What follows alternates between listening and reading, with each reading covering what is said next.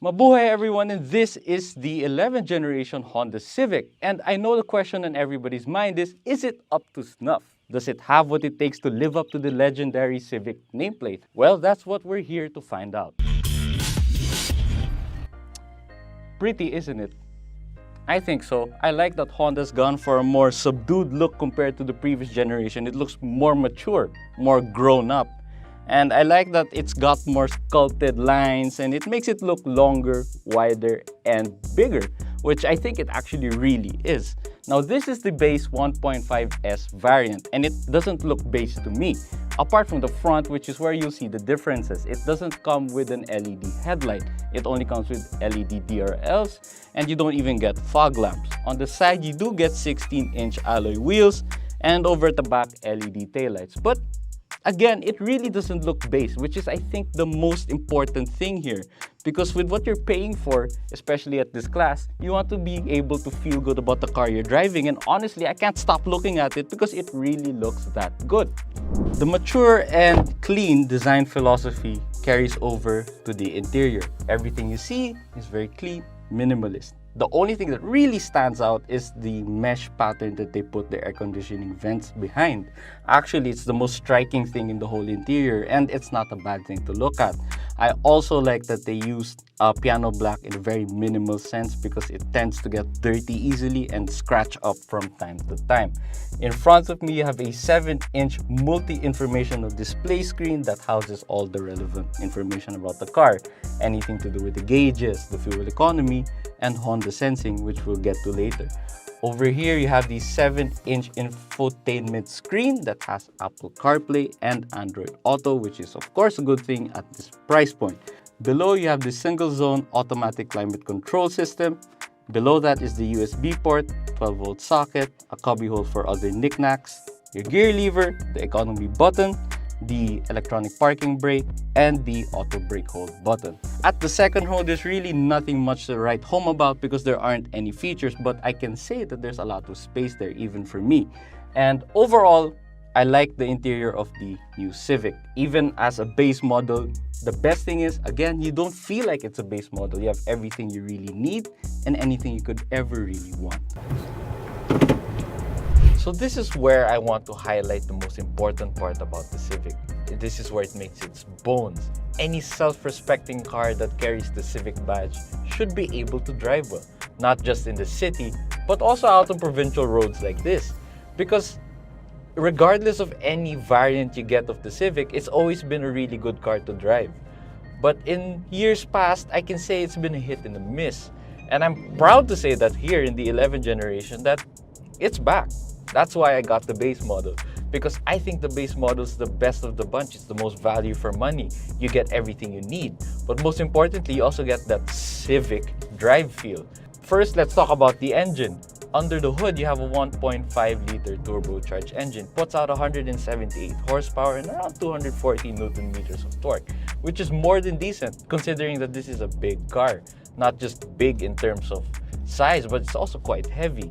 The good thing is though, you don't really feel the heaviness of it, the heft. Nothing really makes it feel like it's going to lean too much into the corners or do anything that will make you feel uncomfortable. But apart from the engine, the other thing I'd like to point out is the steering. The steering is so precise. Precise in the sense that they tuned it really well. Cars nowadays are made with electronic power steering and sometimes you don't feel the road anymore. It's as if you're just driving on a cloud, which is good, I guess, in the city. But if you're a person who likes to drive, you want to be able to have that lightness that won't make you feel tired after a long drive. But at the same time, you want to be able to feel the road surface you're on. You want to be able to turn the steering wheel and know where the car is pointing really well. And you also want to be able to know that it's safe. It just gives you that reassuring feeling that you feel the road, which I'm not sure a lot of people like, but I personally like that. Lastly, the ride. The ride of the Civic is really good also because it's firm enough for you to be able to take corners spiritedly without necessarily feeling too much body roll. And at the same time, in normal driving settings, it soaks up the bumps really well without really being uncomfortable. but also, and lastly, I think the most important point I'd like to point out is the overall feel. Everything about this new 11th generation Civic feels solid. The noise levels inside aren't too loud. The vibrations, barely any. And like anything, that's really what you want in a car. So let's talk about the Honda Sensing, which is what I mentioned is one of the better features about this car. Yes, the base model gets it.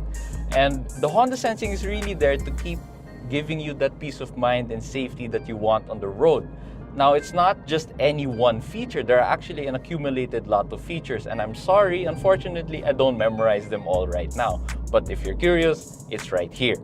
Now, so let's talk about the first part. So to activate it, you have to press this button here, the lower left-hand side. Once that's on, you press this button to turn on the adaptive cruise control. All right, so I've tapped that button once and we're going a steady 57 kilometers per hour.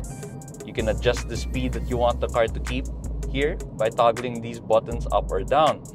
You can also press the lane keep assist. So what the lane keep assist does is it reads the lines of the road in front of you and the car will steer ever so slightly, not too much. You can't let go of it completely, just to keep you in the lane safely, just in case you stray a little bit from the lines. Now, going back again to the adaptive cruise control, what it does is it's not just any cruise control. It will actually read the road ahead of you and it will see if there's a car or an obstacle in front. So if a car is in front of me, unfortunately right now there's none, the car will slow down by itself to a safe stop. And if you're at a full stop, you toggle this button once and it will move forward. So basically you're just doing the steering. You're not really doing the gas or the pedals at all. And again, I need to stress, all of this you can have in the base model. So how much does this all cost? Well, this base model 1.5 S CVT retails for 1,290,000 pesos. That is a lot of money for a sedan. But you do get a lot for it. As mentioned, you really need not want for anything more. You even get the Honda Sensing, which is a big deal in a car like this. It's not only there for convenience, but also for added safety and peace of mind. Also, this is a great Civic. Yes, a great Civic because it drives so well, like I mentioned earlier. I like it so much, I'm thinking of getting one for myself. If you like this video, please don't forget to subscribe to our YouTube channel below. And also, please don't forget to follow us on Facebook, Instagram, and Twitter. This has been Pablo Salapantan of Vigo Auto. Paalam! Hello everyone, Pablo here at Vigo Auto. Now if you want to know more about the car you just watched, please scan the QR code over here. And also please don't forget to follow us on Facebook, Instagram, and Twitter as well. Once again, thank you for watching. Paalam!